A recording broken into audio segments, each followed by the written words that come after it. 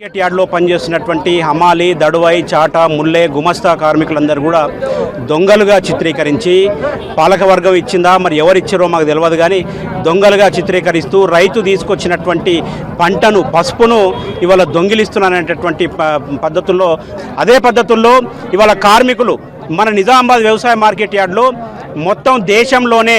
ఈనాంలో కానీ పసుపులో కానీ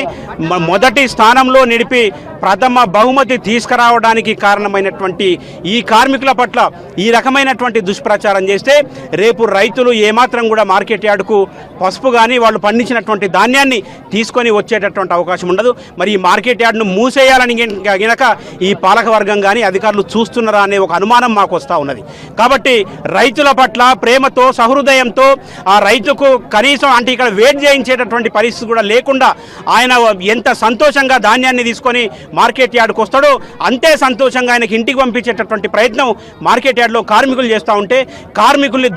దొంగలుగా చిత్రీకరిస్తే ఇంకా ఎవరు వస్తారని